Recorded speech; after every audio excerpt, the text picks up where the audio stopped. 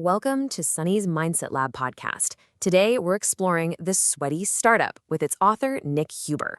This book challenges the obsession with glamorous startups and shows how real wealth is often built by doing simple, boring, and overlooked businesses well. Thanks for having me, Sunny. The Sweaty Startup is about shifting focus away from hype and toward fundamentals, cash flow, ownership, and businesses that actually make money. That's a perfect place to start. Today, we're going to walk through the big ideas in your book.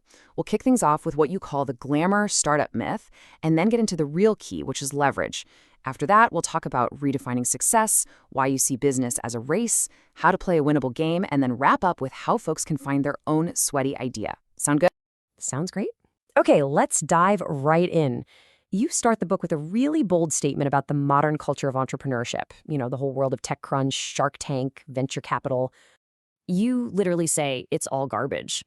That's a strong take. What do you mean by that? Well, it's because that whole narrative sets aspiring entrepreneurs up for failure.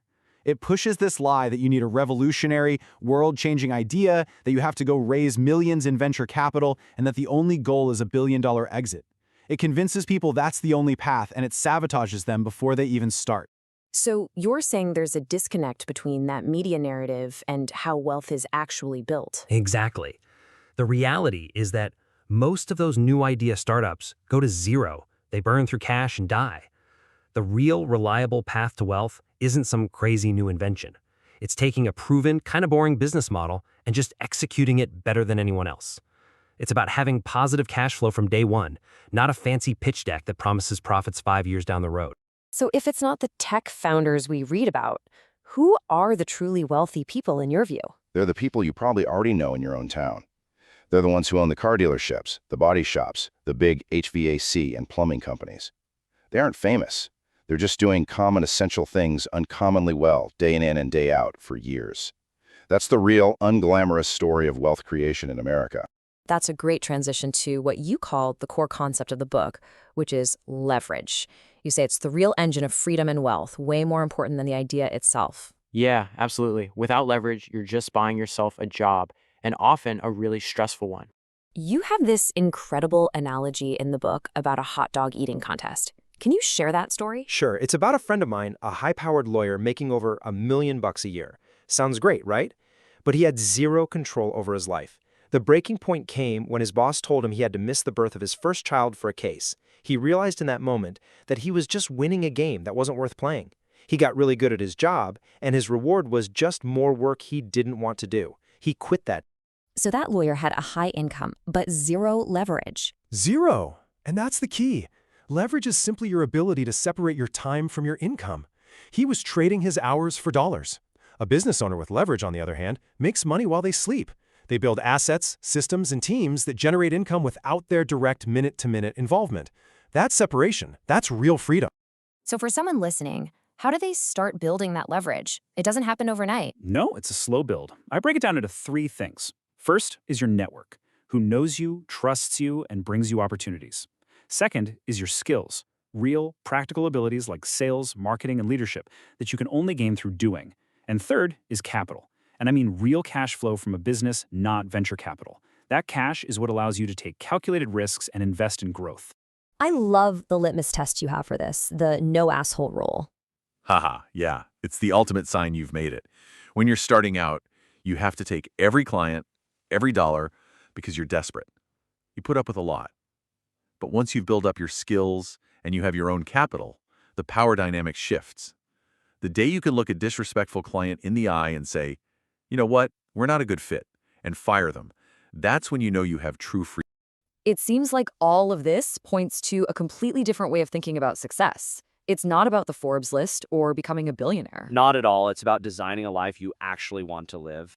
You have an exercise in the book where you ask people to design their ideal week. Why is that so powerful? Because it forces you to get specific.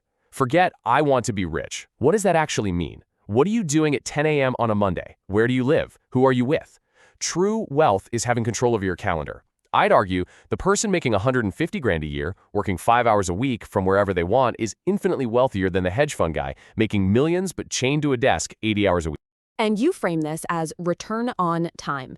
Can you explain that concept? Yeah. Think about a McDonald's. The employee working the register gets paid for the hours they're there. Their return on time is fixed. If they stop working, they stop getting paid. The franchisee who owns the store, however, makes money whether they're flipping burgers or on vacation in Mexico. Their income is separated from their time. The whole game is about moving from the employee side of that equation to the owner's side. It's interesting because when people do that ideal week exercise, the amount of money they need is often way less than they think. Did you have a number for yourself? I did. When I was 25, my goal was crystal clear: make $20,000 a month in profit while working less than 5 hours a week. That very specific, achievable number was so much more motivating than some vague fantasy of being a billionaire. It was a real target I could actually aim for. Okay, so once you have that target, you argue for moving with incredible speed. You say business is a race. Why their urgency? Because inaction is the enemy. Perfectionism is the enemy. Speed and momentum are everything, especially at the beginning. Tell us the 250 or bust story from when you started your storage business. When we started Storage Squad in college, we knew we could easily just drift along and let it fizzle out. So my partner Dan and I made a pact. We had to sign up 250 customers by a certain date, or we'd both quit and go get real jobs. That pressure was immense, but it was also a gift. It forced us to take massive action and prove the business model worked. The opportunity cost of moving slowly is your life. You can't afford to waste years on an idea that's going nowhere. And that initial urgency creates a snowball effect, right? That's it. Business is all about momentum. Those small, fast moves you make early on compound into huge opportunities later. For me, that looks like moving boxes for basically $15 an hour in year one, which led to building our first self-storage facility 5 years in, which eventually led to us acquiring a $52 million company 12 years in. You can't get to the big steps without taking the small ones first, quickly. This flies in the face of the conventional wisdom to have a perfect business plan before you start. The perfect business plan is a myth. I see so many people get stuck in analysis paralysis. They spend a year perfecting a plan for a business they never launch. Your idea is almost worthless. Execution is everything. Winners aren't the people with the best ideas. They're the people who get the boring, essential stuff right, day after day. They aim, they fire, and then they adjust their aim as they go.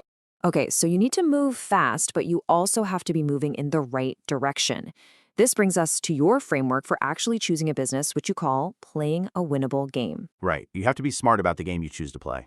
How should someone assess an opportunity? What makes a business good versus bad? You have to be totally logical and unemotional about it. The market does not care about your passion for artisanal coffee. You look at the fundamentals.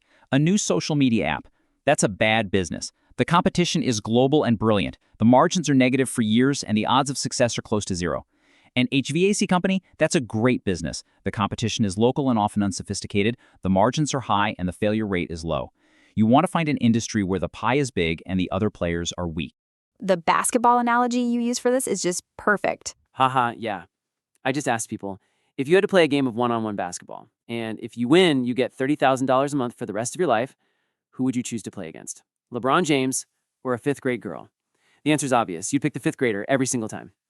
Business is not the Olympics. You don't get extra points for degree of difficulty. Your only job is to win. So pick an easier game. All right, Nick, this has been an amazing framework. Let's bring it all home. For the person listening who is fired up and ready to go, what are the final, practical steps to find and validate their own sweaty startup idea? It starts with looking inward, not outward. What do you mean by that? Before you even think about an idea, you have to do a brutally honest assessment of your own situation. How much money can you actually afford to lose? Do you have a family to support that means you need to keep your day job? What's unique about the town you live in? Do you have some kind of unfair advantage? The right business for a 22-year-old with no responsibilities is very different from the right business for a 40-year-old with a mortgage and 3 kids. The business has to fit your life. And then once they've done that, where do they start looking for an idea? You have to start at the right level. If you have very little capital and not a lot of business experience, you start with what I call a level 1 business. This is stuff like lawn care, car detailing, house cleaning. They're low-risk, low-capital businesses. The goal isn't to get rich with your first move. The goal is to get in the game, start generating cash flow, learn how to sell, and build that precious momentum. Stop chasing glamour. Start looking for the simple, profitable, sweaty opportunities that are all around you. Nick, thank you for breaking down the sweaty startup.